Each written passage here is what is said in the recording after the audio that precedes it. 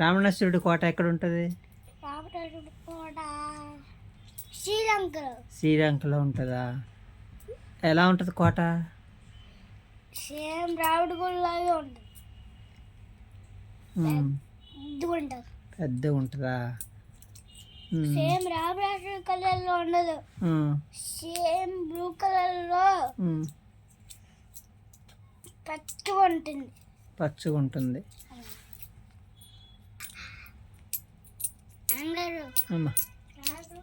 రామరాజుడు కోట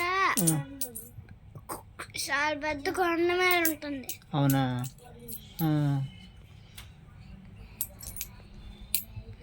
మనం కూడా వెళ్దాం.